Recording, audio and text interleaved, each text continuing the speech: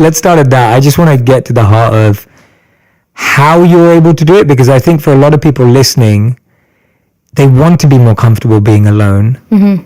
They want to be able to create their own version of success, not be dictated by the one that's been brought about by their parents or society or their industry. How did you do that? Oh my goodness. I think it stems from the initial feeling of being uncomfortable. And knowing that you just don't want to be in that space for very long, right? So you start to look for resources to help you get out of being uncomfortable. I'd say from a young age, I was very independent. I didn't have I had a great family and I had a great upbringing as a whole, but there was a lot of unstable elements. My parents were not a good ideal marriage. I guess scenario growing up, I didn't see what marriage and what a compatible relationship really looked like.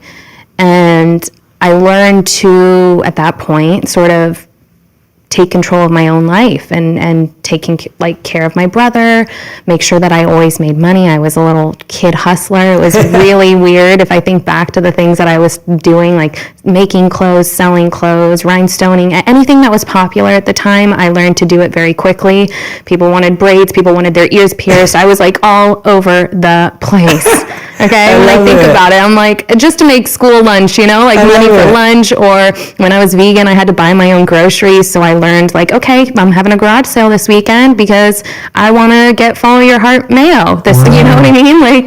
Everything was one for one, and I learned that it wasn't going to happen on its own. So regardless of my upbringing and sort of the chaos that was going on at home, which at the time I thought was normal. And which is even more weird. I knew it was weird and I knew it was uncomfortable and I knew that they weren't a good fit for one another, but I accepted it and I sort of became my own adult at a young age. Meanwhile, I'm acting. I'm in an adult world. I didn't go to high school. I really wasn't even in middle school for very often. I was on a series at the time. I was the only kid on the show, so I went to school in a trailer, a tiny trailer, just me and this incredibly political teacher that wanted to push every election on this 14, 15-year-old kid. So learn a little about that and what not to do. Wow. And I think one of the things I learned very quickly was, like I said, I had control over certain things. So I started to control what I ate to a point where it was unhealthy. Did go through an eating disorder while being on a show. I've never really admitted that, but yeah, I dropped down significantly. I mean, I must have been at one point my lowest, 16 years old, 70-something pounds. I was on a CBS series, so the network was not happy. And in order to appease them, they did so much to try and help. They made sure that I had tons of vegan food and smoothies. They made sure I was going to meetings in the morning. I was so confused. I didn't think I had a problem. I wasn't being honest with myself. I was trying to sort of cope with being very quickly emerged into an adult world while knowing that I had a brother who was sort of still in the home scenario that wasn't healthy and wanted to help him and wanted to help my family, and realized that I need to be making a lot of money because money is going to help all of this. And so the drive was on another level, and having control over the things that I could, which was food and working out and staying as busy as I could and being as motivated as I could, really drove me to skin and bones. But I saw the light pretty quickly, and I'm going to be so honest about that. I'm so grateful that I have this consciousness in me where I don't need to go down a rabbit hole very long to learn that the bottom is up. And I learned that I had no choice but to be healthy. And that's where I started to talk more about health. And that's when I really started to lean on what I was and what gave me purpose and what made me happy. And speaking up for animals and taking jobs that I knew were positive and fun and interesting and not dark and deep and too far stretched from the imagination was what I wanted to do. I became very selective in what I worked on. I then ended up on Nickelodeon, therefore, because I knew that that's family friendly, that's happy, that's colorful, that makes me feel good. Like I'm getting in the lives of children, which, like, for me, that's a game changer. I love children. I think they're the future, and I want to have a significant role in their lives.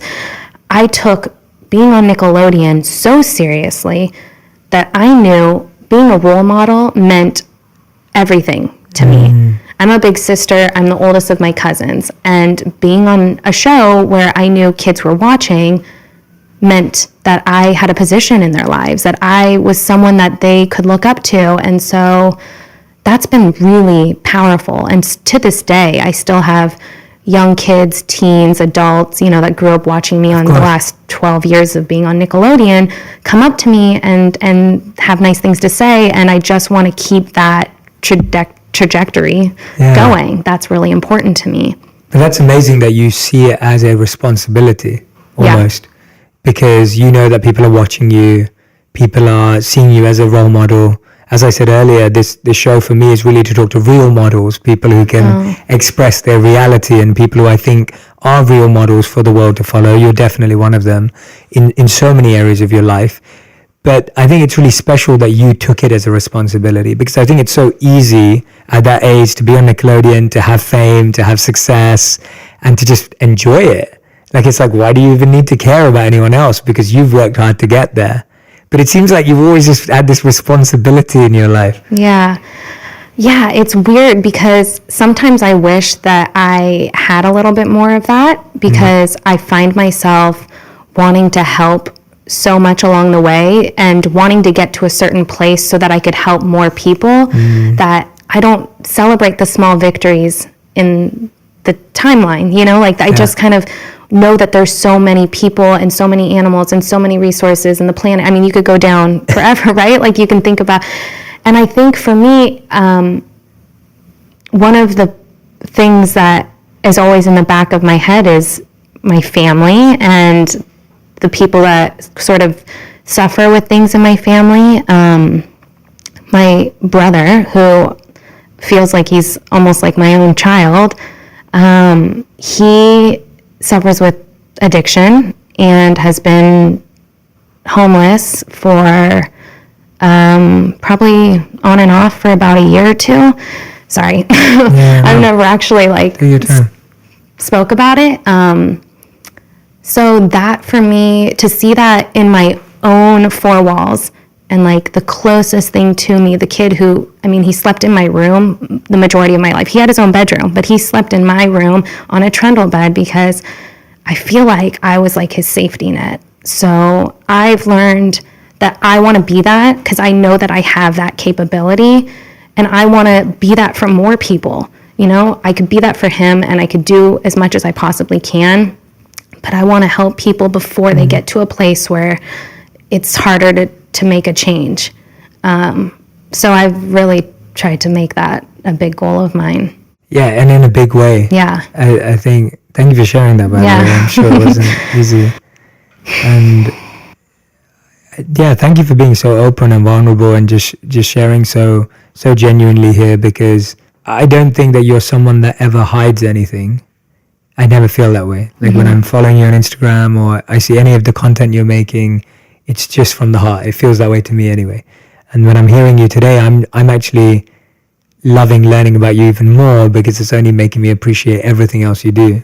Thank you. And it's crazy because I align with so much of what you're saying in my own life. So my sister's nickname that I've given her is Kid, because I treat her as my kid, like my child. So it's so funny that you said that about your brother.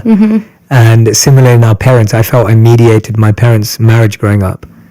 So I can definitely resonate with that. And then I resonate with something else. I'm listening to you and I'm just going like, wow, there's so much in common. And I know you were saying it earlier when we were outside, but it was the same as the not celebrating little wins. Yeah. I rarely do that because I see how much work that needs to be done in the world. So I'm constantly focusing on what's next to solve, or not what's next to heal, what's next to have an impact on. Totally. Where do you kind of see that going, or how do you want that to grow?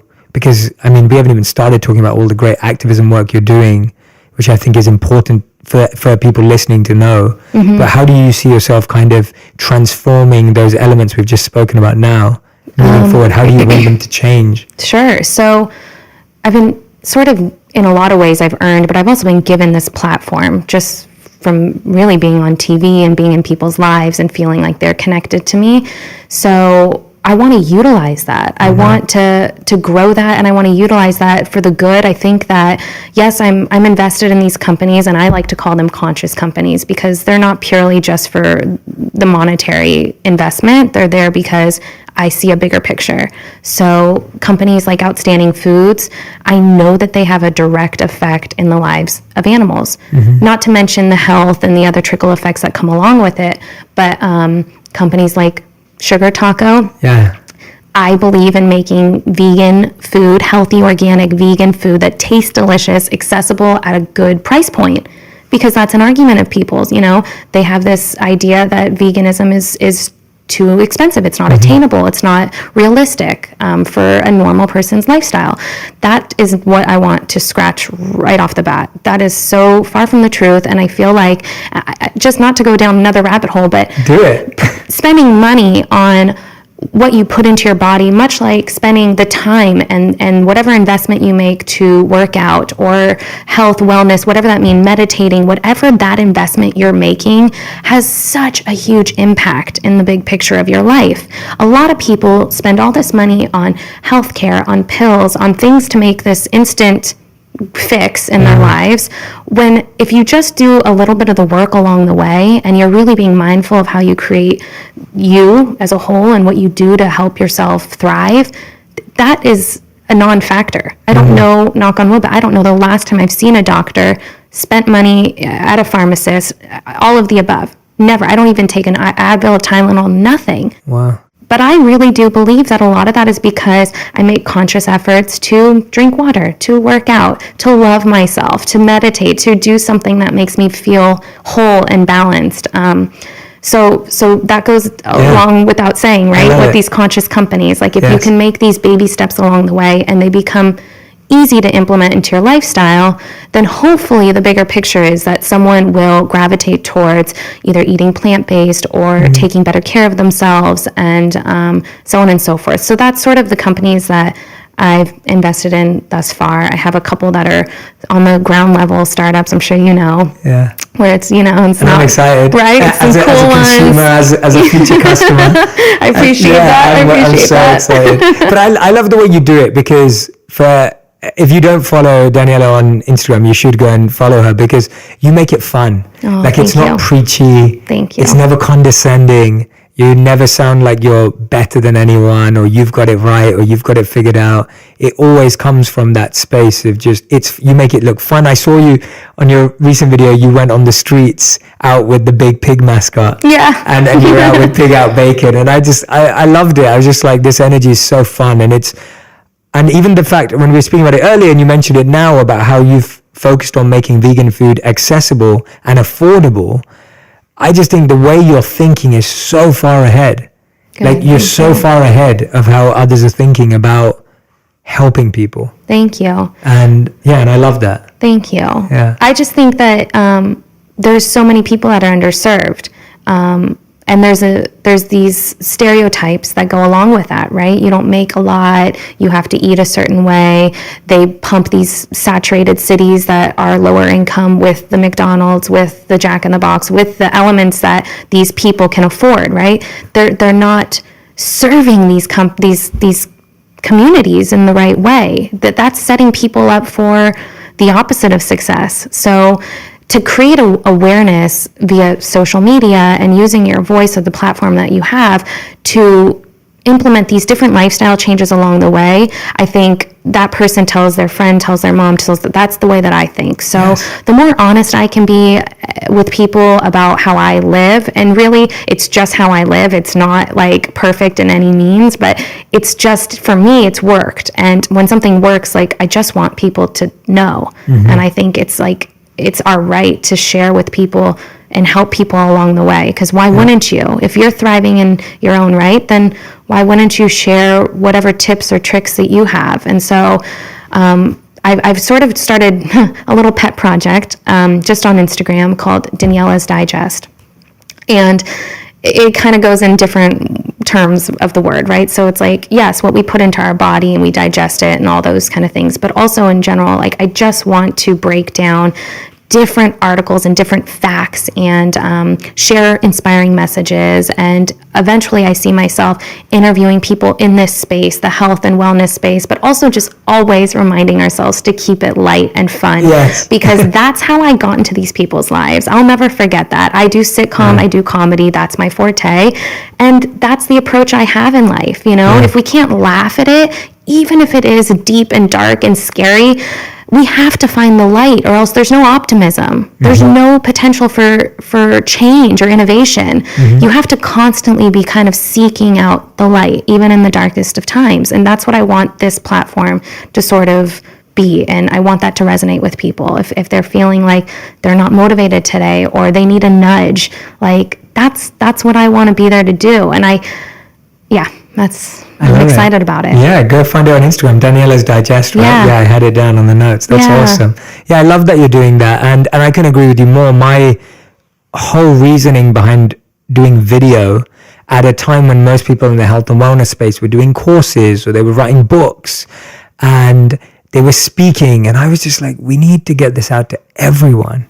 And my whole goal when I first started making videos was to make content that was at the pace of entertainment. So I wanted it to feel like a short movie. I wanted it to feel like a song. I wanted it to feel like entertainment as opposed to education. Yeah. But for it to have insightful messages within it. Now I'm not funny, so I had to make meaningful videos that are not comedic. But I love it when comedy or anything is used from the point of view of. I love it when comedy or any of this is viewed with the point of getting people towards the light. I couldn't agree with you more, and I'm so glad you're doing that. We need that more and more. Thank you. Yeah, we genuinely need that more and more. Thank you. And I think the more of us that use our platforms and our skills and the talents that we have in whatever way it is to make things accessible, easy, relevant to everyone in the world, the more likely we're going to see it. Yeah, see it take 100%. I mean, they exist for a reason, and you could use them however you choose. And I choose to think I'm not here for a long time. I'm here for a good time, and I'm going to try to make some good out of it. Yeah. I want to do that for people. And you are. Thank you. So, I mean, please, you're preaching to the choir. It's been so awesome to be able to see the content that you're creating. And honestly, it never stops at that. Like I love the word trickle effect, because I feel like that is the perfect word to explain what is happening in our generation and in the generation of social media. You just never know. And I think the unknown in that regard is optimism. And that's what I'm sort of striving for, is more of that. Yeah, I wanted to pick that out because I think so many people in our generation also have a negative view of social media. Yeah. And I find that's because we're so consumed by it rather than using it purposefully. And so we find that people actually feel they're wasting. I know I saw a study that said people are wasting about 6 hours a day on social media, doing something meaningless or insignificant. Where do you get your optimism for social media and the trickle effect? I know I get it, but how did you get to that point where you were like, actually, social media is helping, it can work? I think it started with realizing, it's no different than taking that few minutes for yourself in the beginning of the day to drink your coffee or read a magazine or whatever it may be, watch the news. You're getting some sort of information to sort of, and that really does trigger what's your day's going to be like, what's going to sort of ignite that spirit in you. And so I think people can use social media to do just that. They just have to curate the right social media that they're sort of funneling into themselves. And that's why I feel like accounts like yours are that is the proof in the pudding right there.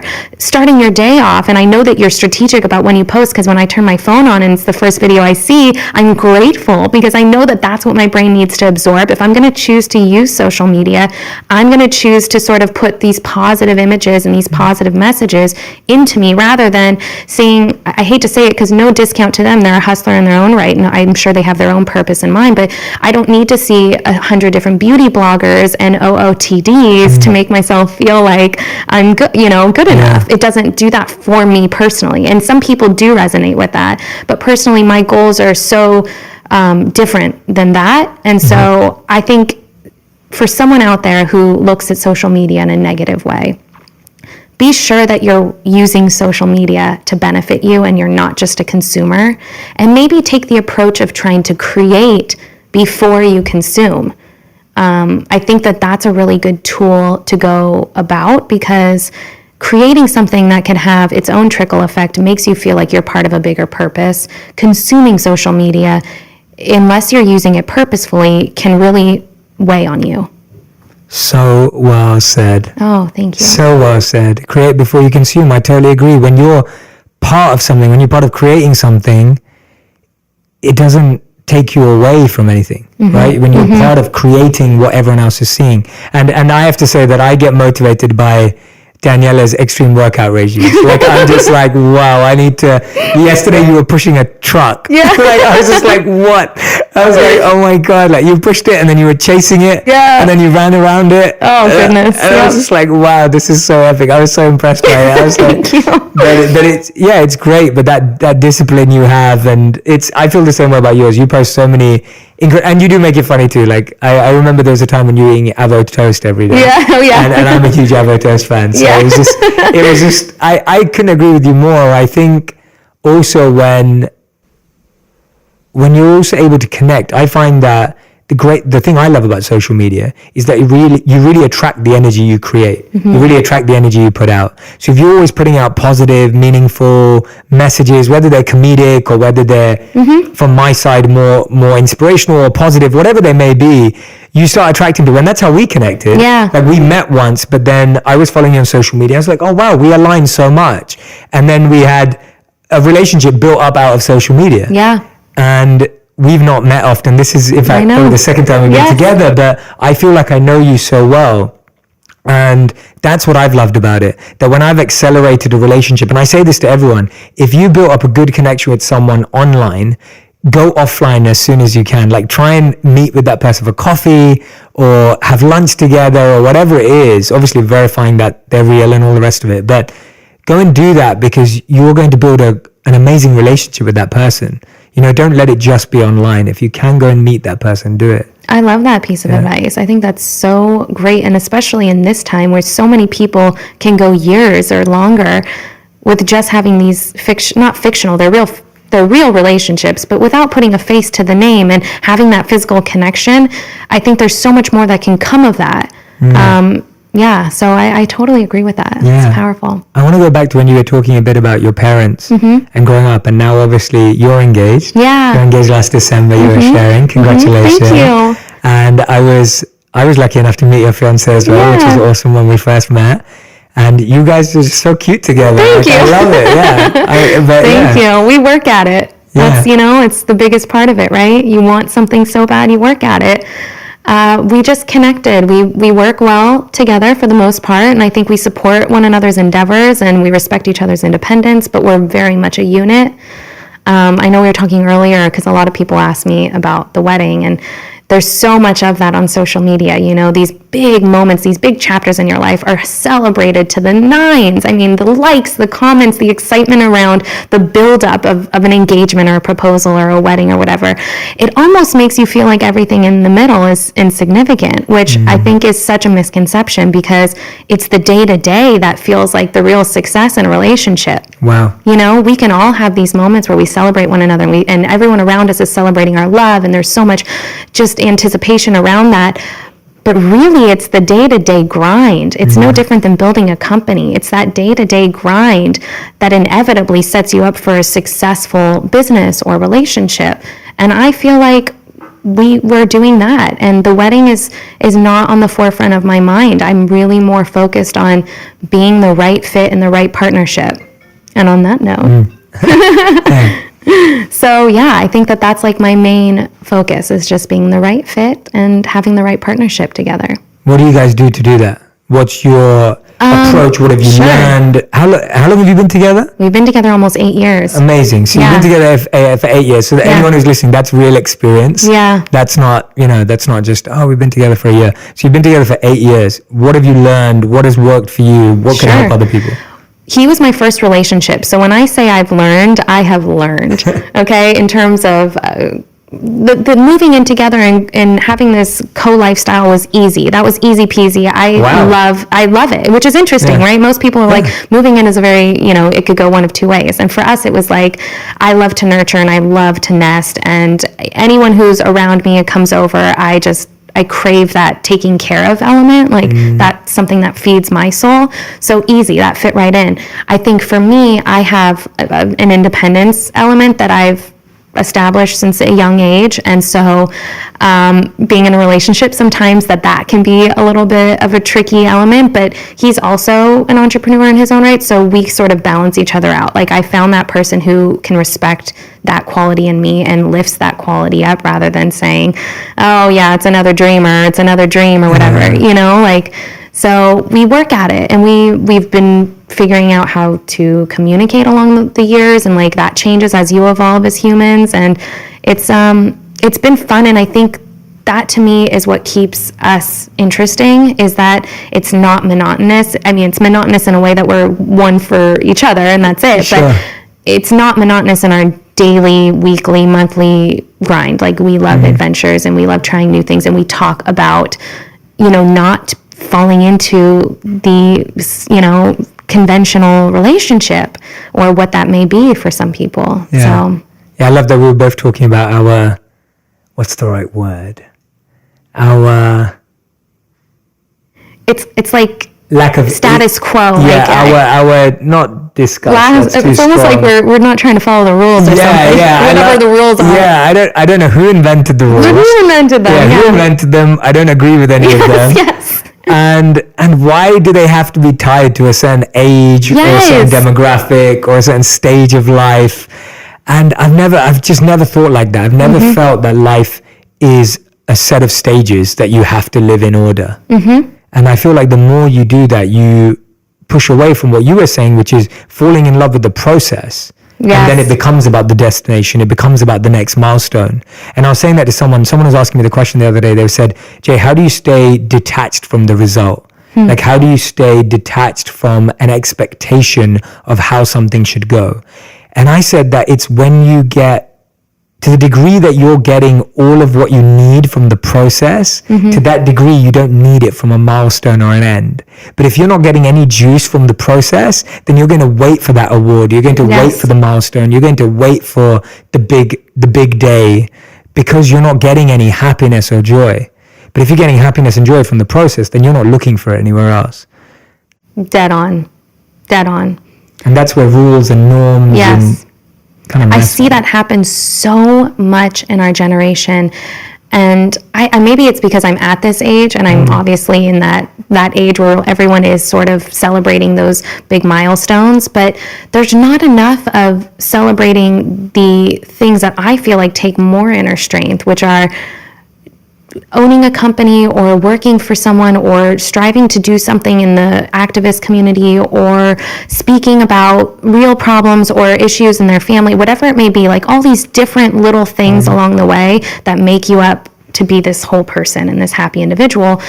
It's not always about the wedding or the baby shower, or the big birthday bash or whatever it may be that kind of creates this identity of who you are for that moment, because then you set yourself up for failure. You get to that peak. It's where do you go from there? Yeah. And that's why you hear about these girls. I have friends all the time, and they're like, I'm going through the blues, the post-wedding blues, and they're going through the depression of like, what was my life for a whole year, and now I have to reinvent the wheel. Oh, wow. And that must feel so tricky. Definitely. And the interesting thing about that is that can happen with starting a company. That can happen with totally. It can happen. That feeling can happen with anything. Yes. And therefore, what I believe me and you are trying to say, what we're getting to is almost like it shouldn't be around any of those. No. It's a personal choice. It's that personal exploration, that curiosity. Yeah. Because I know people who've built successful companies and 10 years on are now trying to find their identity because their identity was so closely linked to that company. That's how I feel about acting. Right.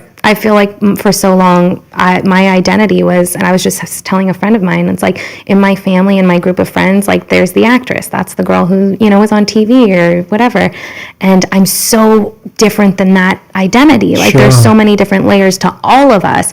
I want to be the person who expresses the layers in between. And I think that's what I want other people to feel acceptable doing as well, because there's so much that makes us great. Yeah, I love that, expressing the layers in between. Yeah, it's so true. We can be seen as so one-dimensional, even if you're not. Our job titles make us one-dimensional. It's like that becomes your imprint, and that's why I get excited by every time I get asked to send my biography for an event I'm speaking at or whatever it is. I literally struggle like what to write, because I'm like, I don't even know how to describe what I do. And then my mom will be like, I want to tell you, my friends, what you do. And I'm like, yeah, I'm not sure, mom, like how you can explain it, because if I told you a title, they wouldn't understand. Like, you know, but it's beautiful that we are struggling to define ourselves in one sense. Because we are multi-layered and multifaceted, and we have so many more dimensions and elements, as opposed to saying I am this and defining ourselves by a word or a job. Absolutely. Because then you by nature somehow instill all this happiness and that identity, and what if at some point that identity dissipates, or you decide to pivot, and then all of a sudden you have to teach the people around you that no, that's okay, like I don't resonate as that, and that's not all of who I am. I'm going to pivot into this, and this is also a part of who I am, and this also feeds me, and this also makes me feel empowered. It's a tricky thing to sort of navigate sometimes. It sounds like you had to do that with your friends and family. Yeah, and I think little by little, I mean, everyone always thinks that I'm just going to fall into another show, and I probably will at some point, but I'm taking this time to do what I think I'm supposed to do right now, and I think there's a bigger purpose behind all of it. How have you connected that with your family and friends? Like, how have they been able to see that rise of you? Because I guess I've only known that side of you. Right. So I've only known you as an activist more than anything, really. And I see you as an incredible activist. Like, you're doing amazing work. So how have the people who've had to evolve with you evolved? How have you helped them see the different side of you, or has it just happened naturally? You know, it's been really nice is that social media is so prevalent, because people see what I'm doing very quickly and they kind of get on board pretty quickly. But no matter what I do, I don't know that I'll ever be able to shake the actress identity, and I'm okay with it.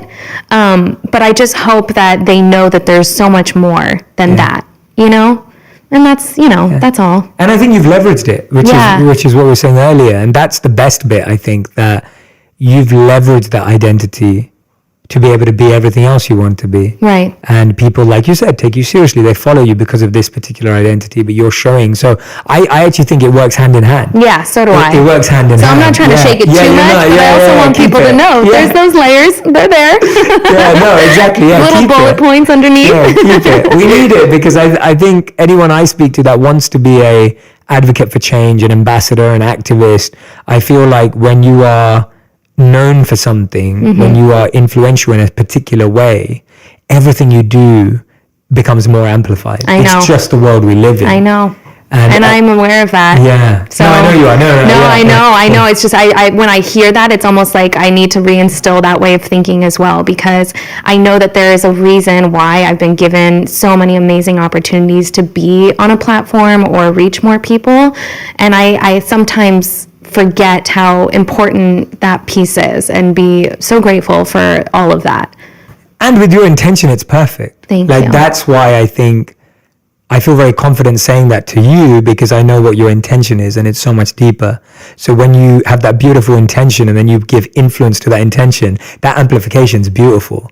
Whereas if the intention is just greed, enjoyment, negativity, fame, power, etc., and then you give that amplification, that never leads to any good. And I feel like, I think you'll also inspire not only people who watch you or know you for what you've done, but also peers in this space to find more meaning in their life too. Because I find that I was speaking to someone who's a successful singer the other day, and he was sharing the same thing with me, that he struggles with the industry and the kind of messages that are put out. And I was like, yeah, but you can change that. Yeah. Like, people listen to your opinion, so you not turning up to interviews and award shows and actually sharing the right message is actually a disservice. Yep. Like it's actually a disservice, because you not turning up says nothing. You turning up and sharing something says everything. Yep. And that's, I think you'll not only inspire the people that are watching and following and part of the community, but inspire peers, which I'm excited to see. Oh, thank you. When I'm listening to you, what I'm hearing so much is I hear passion, I hear meaning, I hear fulfillment. And I'm not saying any of that's perfect. And we both know that. And same with my life. But I'm hearing all of that. And in my opinion, that comes because you're a person of service, because you're an activist. And that identity of yours, that layer of yours is what's fueling all of this, right? Yeah, no, I just had this conversation. I was telling someone the other day, they were struggling to find out what their identity was, what their purpose is. Like, they just feel like they live a more mundane lifestyle, and they just feel like they're constantly on that wheel of just, what is the life? What is this? And I said, are you serving? And they looked at me and they just didn't know what that meant. And I said, are you serving? Like, it could be on the smallest way, but are you doing anything for anyone, whether it be a friend, family member, community, animal, whatever? That feels like power. That is something we all can do. Yeah. There's no definition that describes someone who serves other than it's all of us. We all can do that.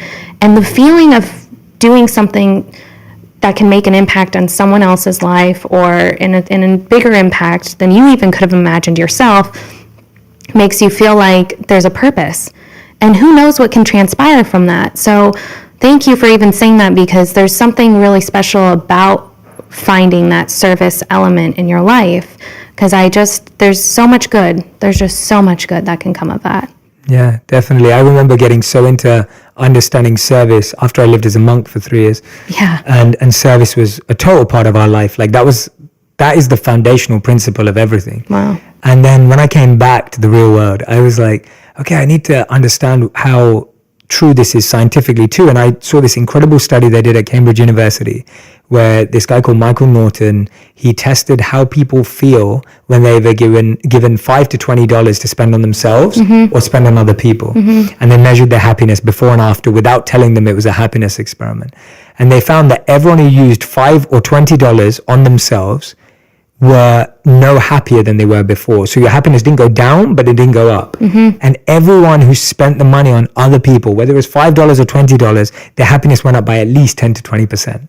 And so it was just, scientifically, from a data point of view, forget how we feel and forget what we know, just from that point of view. And the funny thing is that the most common things people bought each other bought themselves with Starbucks and makeup. Oh my goodness. And the most common things people bought others was Starbucks and makeup. So it wasn't even about what it was.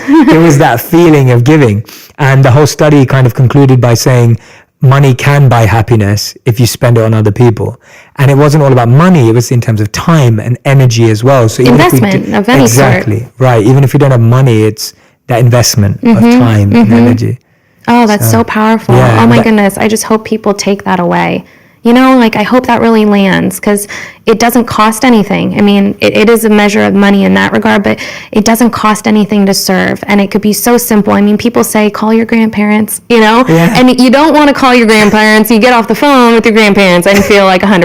You're like, wow, I just made her day. And maybe she didn't really know who I was. Like, she was probably, who's that? It didn't matter. That is the piece that makes you feel like you did something that's bigger than you, and you step outside of being a selfish person like we all tend to be, because it feels like survival of life sometimes. But yeah, it's awesome. Power of service, for sure. I love it. Yeah, I often say it as we're wired for generosity, but we've been educated for greed. And it's, as kids, what you started with, this whole conversation, I'm going back to that. You started by saying that as kids, we're almost, our best selves. And that's why when you made that incredible decision at 5 years old, we're able to kind of tap into how we really feel. And I genuinely believe that kids are wired for generosity. As kids, we're wired for generosity. And then education of all types comes in. I don't just mean the educational system. And it kind of rewires us to become me. So it's beautiful. And I think everyone who's listening, for those of you who don't know, and we've gone so deep with Daniella today, but you work with a nonprofit called Bridget. Yeah, Meet Bridget. Yeah, that uses video creation to equip underserved teen girls to envision themselves in careers outside their immediate environments. Tell us a bit about that, because I want the audience to hear about these things, because that's why it's so good having this conversation with you, because you're living it. You're not just saying it. You're not preaching it. You're not just posting on Instagram about it. Like you're an activist behind so many great ventures. So tell us a bit about that one. Oh my goodness. One of the most amazing females crossed my path through yoga, ironically. I mean, not really so ironically. There's some amazing people in yoga. Her name is Asha, and she used to work in the field of yoga, and she was going to school, and she saw this need in the female community and these younger generosities of girls, these younger demos that are underserved. And she created Bridget, which is a community of girls that need a little bit of like a big sister element, and also someone who can help guide them in their career path and give them that extra tool or hope or skill or just assist along the ways. I mean, some of these girls are young moms or just kind of were dealt a unique set of cards and need some more hope. And so we've teamed up with Microsoft.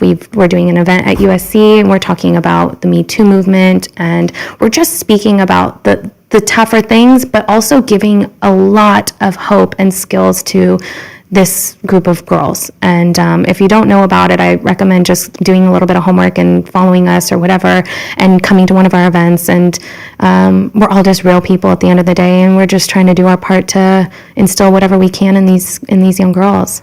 Yeah, that's beautiful. Thank you. Yeah, thanks so much. It's great to speak to a real change maker, like someone who's like your grassroots, but you're also an entrepreneur in the activism space. Yeah. And that's empowering, I think.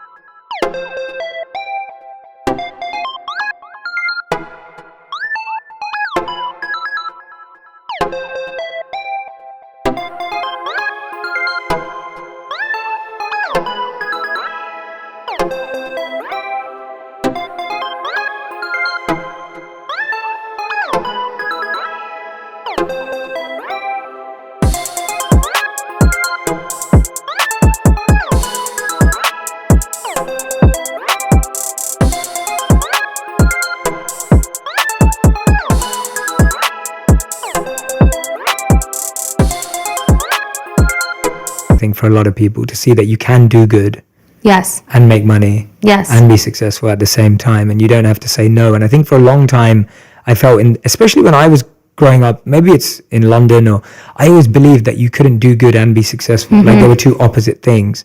Like if you were successful, but maybe you're a bit greedy, because if you want to be successful, you have to be greedy. And then at the other end, I used to think, do-gooding people don't make money. And I always had, I don't know where that came from, and I'm still trying to explore that, but I always had that viewpoint.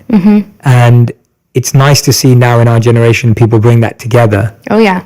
To show that actually you can do more when you have more resources. Oh, yes. Yeah. I feel like that's happening all over the place. These bigger companies are realizing that people want to put their money, and these consumers care about where their money's going.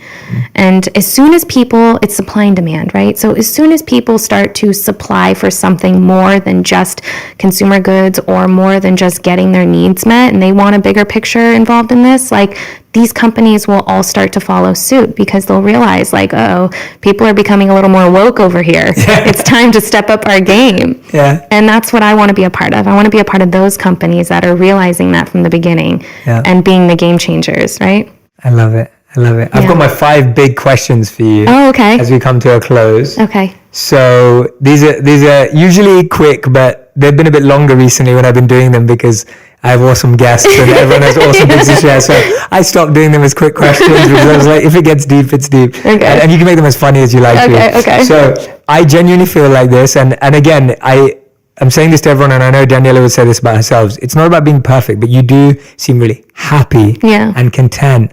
And that energy comes out very naturally through you. What makes you happy? I start my day with a cup of coffee. Nice. Okay. And I evaluate what I'm doing. I always am checking in with myself. And I know when I'm feeling a low, I either pop a B vitamin or I get to the gym. And usually I get to the gym before I do anything, because I know that there are certain things that make me who I am.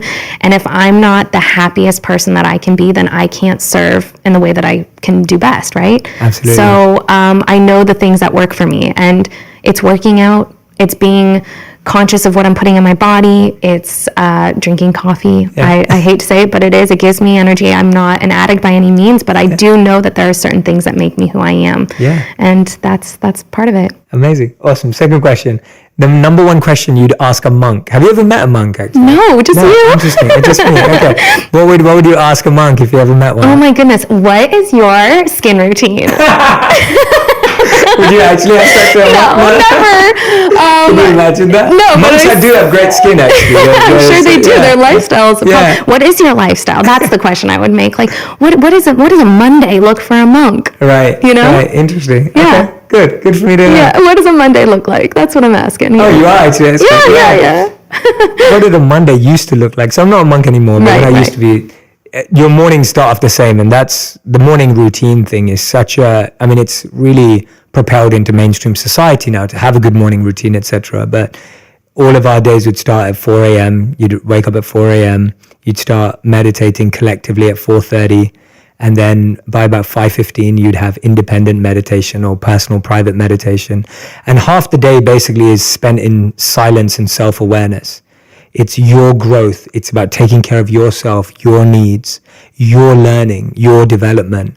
And then the other half is spent in service. So the other half is spent being out there, whether it's helping build sustainable villages or building food distribution programs or teaching young kids or sharing the message or teaching meditation, whatever it may be. So that construct is something that I've tried to take through in my life, that half of my life should be spent learning, growing. Even this exchange, like from today, I'm just learning, I'm just listening to you without trying to judge, without trying to teach, without trying to share. And then the rest of my day is spent serving by teaching, etc. And so that's kind of amazing. What a Monday looks like. Very cool. That's what every day looks like. Yeah, I love it. But yeah, okay, question number 3. The best advice you've ever received? Whew, I feel like I was a couple from you today, to be honest. Gosh, the best advice. Wow, it's scary when you start to draw blanks on that end. Because I almost feel like some of the advice that I've gotten along the way has all been self-taught or self-learned. Nice. But then again, I would say that following leaders like you, I really do feel that way. There are people out there in my network or in my circle that I learn from on a daily basis. And I think there's just too many to even choose. Nice. I don't even know where I would start. Nice. That's cool. Yeah. That's fine. Oh. And then the question was best mentor you've ever had, or some of the best mentors mentor. You've had. Oh my gosh. Wow. I'm finding a lot now, for sure. I think growing up, I didn't even know I had mentors. My aunt was a significant role play in my life. There was a time where I didn't know where I was living. I had my clothes in the back of my car. I was kind of just sleeping where I could sleep until I figured it out. And my aunt gave me her couch for a while, and I learned a lot. I got a lot done in that.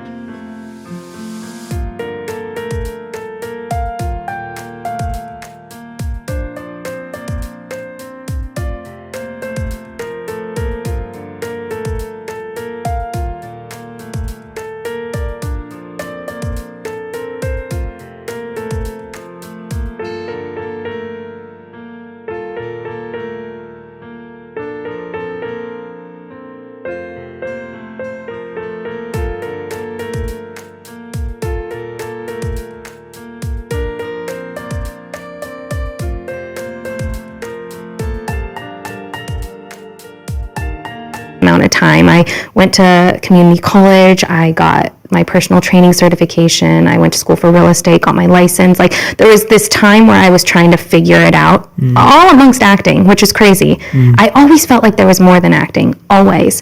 And that couch and being in my aunt's life, still to this day, she's someone I lean on immensely. She's full of knowledge, full of wisdom, and she did a lot of work on herself and still does. And those are the people that I aspire to be like. Wow. Yeah. I'm gonna segue before I ask you the Sure. next question, because you just made me think of a few things there. What are your thoughts on young men and women today who want to be actors, who want to be social media influencers, who want to be anything that gives you that platform? What would be your advice to them? Well, I think we live in a time where you can do it. That's the first thing I would tell someone, is it's not a joke. Like, you have more resources than like someone who lives in the heart of LA or Hollywood or whatever you imagine, who's going to auditions every day. You know, maybe decide what your true goal is in terms of what kind of entertainment you want to put out, and then target that. So find the network around that, find the demo, and start creating content on your own, because at the end of the day, even people who are actors are still content creators. And I think there's so much more power and so much more self-worth in creating something of your own. But not to say that using acting as a platform isn't the right tool as well, because I do that as well. But I think a little bit of everything, working alongside, collaborating with people, creating your own, that is all equipment to become, you know, someone in the public eye or someone who has a voice or an actor. Those are all things you could be doing. And I always tell kids too, get involved in school plays. Get your feet wet. You know, stand in front of a large audience with the lights blaring in your face, okay? Just try it on. Try it on a few times. Were you shy the first time, or were you always like... Gosh, I don't remember ever being shy. In fact, I feel like I was really annoying most of my childhood, is what I think. When I think about me as a kid, I'm like, gosh, she must have been so annoying. But I don't know, I always felt like I didn't have a fear of speaking up. Yeah. I'm so glad you're using that fearlessness of speaking up for the right thing. Thank you. Yeah, it's Thank nice. you. And my last question before I ask you whatever else you wanted to share that I didn't cover today is the worst advice you've ever been given. Oh, the worst advice? Oh my gosh. Or You're going to hear comes to mind. After I had lost significant weight and I got my head back in the game and I started to get healthy, I put on quite a bit of weight. I thought it was like the right thing to do at the time. I felt generally happy, but I just knew where I wasn't where I should have been, so I'm going to do something else. And my manager at the time advised against it and was very honest about me putting weight on. And she told me that nothing tastes good as skinny feels. And yeah. Wow. And I'd say that's the first thing that came to mind. Yeah. It's pretty bad advice, because let me tell you, a lot of things taste good. Yeah, absolutely. No, I think that's a really important message. And that's why I always ask people the worst advice they've ever been given, because I feel more people in their life will hear bad advice than good advice. Yeah. And so to be able to know which one's which helps a lot, because good advice is actually more rare. So when people are hearing this and they're hearing you share your worst advice and other guests who are sharing their worst advice, I want people to kind of get an arsenal of like the worst advice. Smart. So that they know never to like buy into that. So smart. Yeah, so that makes sense. That is good advice. Is there anything we've not covered today that you're like, do you really want to share this story? I didn't get to share this message. You're or so sweet. anything. I always like bringing that up because I just want to tap into one really quick thing. Please. It doesn't have to be quick. Yeah, so I've been in this industry for a long time. I've come across a lot of very headstrong personalities, and I was in some uncomfortable positions with males, and I learned a lot from it. And I'm going to eventually tell a little bit of this story, but I also feel like the one thing I want people to take away from just the Me Too movement in itself, because I've never really spoken out about it, is, and this might be a controversial angle, but whatever it may be that you struggled from as someone in a position of vulnerability or feeling taken advantage of, there is such a strength that comes from that low. And I am a firm believer of utilizing that and harnessing that strength to create something that is instrumental in your lives and in the lives of other people. So I just feel like if anyone's listening and feels like something was done wrong to them, whether male, female, whatever it may be, instead of taking, and I get that everyone needs their time to sort of comfort themselves and maybe even sulk in that moment, because believe me, a good cry is a recipe for a lot of answers. But after you're done, take that time and say, I am so ready to be the biggest boss. That's what I just wanted to make sure I said, because I think that can, I don't know, it applies to a lot of things. And I just really believe in, like, with every element of weakness or devastation or anything that anyone's encountered that felt wrong, there's so much strength that can come of that. So I just hope that people can, like, hear that and feel stronger. Thank you for sharing that. Yeah. Yeah, thank you. Yeah. Thank you so much, Daniella, for being here. I'm so grateful. That was amazing. We talked about so many amazing things. Did. And I learned so much. Oh, good. And so the time just flew by. I think we were talking for like 1.5 hours. But I didn't even feel it. I didn't even feel it. It feels like we just started. Oh my gosh, we'll do dinner sometime. Yes, we have to. But thank you so much for coming on. Everyone who's listening, please go check out Daniella on Instagram. Is there anywhere else they should try and find you? No, I mean, I'm on it all. Facebook, Instagram, YouTube, just Daniella Monet. Yeah, absolutely. Thank you so much again for coming and sharing so openly. Honestly, it was really